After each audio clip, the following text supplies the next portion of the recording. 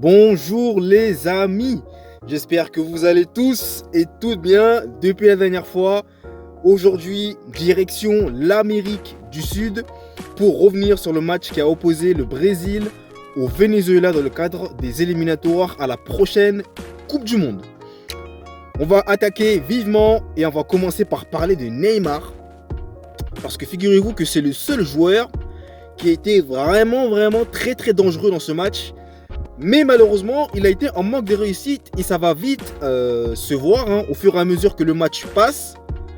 Mais, ce qui a été intéressant, le point positif, c'est qu'il a été passeur décisif lors de la seconde mi-temps.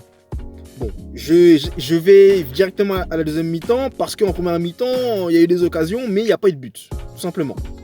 Donc c'est en deuxième mi-temps que les choses vont devenir très intéressantes. Dans un premier temps, il y aura un corner pour le Brésil et c'est Neymar qui va le frapper.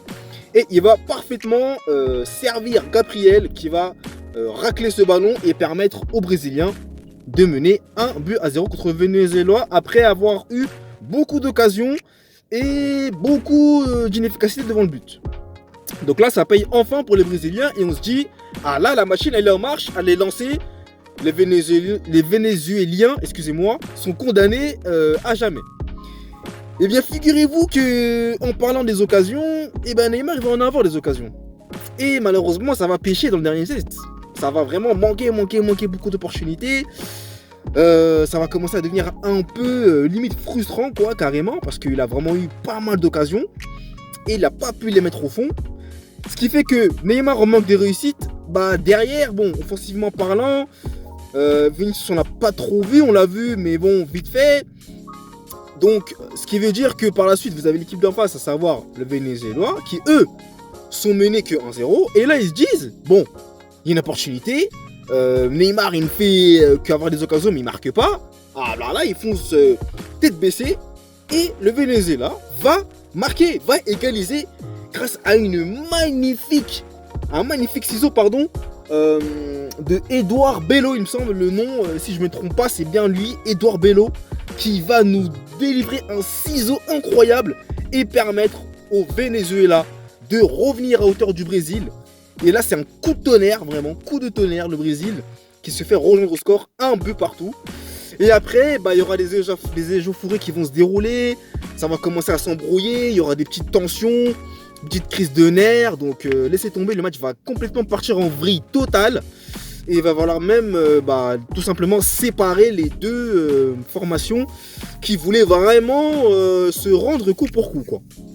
Pour ne pas faire de jeu de mots ici, mais clairement la fin de rencontre elle était désastreuse, très clairement, voilà.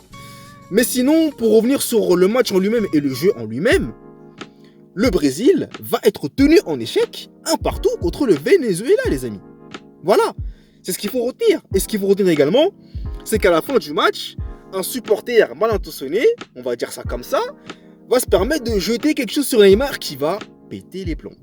Voilà, il va s'énerver et on va le raccompagner au vestiaire, on va le calmer un peu, mais bon, ça a été vraiment une soirée très compliquée pour les Brésiliens qui méritaient mieux, clairement. Ils ont eu 2 occasions davantage plus que leurs homologues vénézuéliens et malheureusement ça n'a pas payé et surtout Neymar, je le répète et je le dis, parce que c'est lui qui a eu le plus d'occasions dans ce match. Et malheureusement pour lui, la réussite n'était pas au rendez-vous, les amis. Donc, ce match nul du Brésil, bon, c'est pas non plus un désastre, mais ça laisse du champ aux Argentins qui, eux, ont gagné leur match contre le Paraguay 1-0, et qui sont en tête du championnat des éliminatoires pour la Coupe du Monde. Donc, ils passent devant le Brésil. Et il y aura un Argentine-Brésil, je sais pas quand, mais ça risque d'être chaud celui-là. À voir. En tout cas, les Brésiliens, écoutez, ils vont devoir se reprendre lors des prochaines rencontres, et on espère pour eux. Et Neymar, qui seront davantage plus réalistes que contre le Venezuela, les amis. Donc voilà, je pense avoir tout dit dans cette vidéo concernant ce match qui a opposé le Brésil au Venezuela. Donc si vous avez aimé la vidéo, le petit j'aime me ferait extrêmement plaisir comme d'habitude. N'hésitez pas à vous abonner à la chaîne si ce n'est pas encore fait. Je vous invite aussi à consulter mon e-book disponible dans la barre de description qui retrace le parcours de Lionel Messi. Il y a aussi le site qui est disponible dans la barre de description. N'hésitez pas à vous abonner à la chaîne si vous aimez le contenu, à consulter mon blog sportif.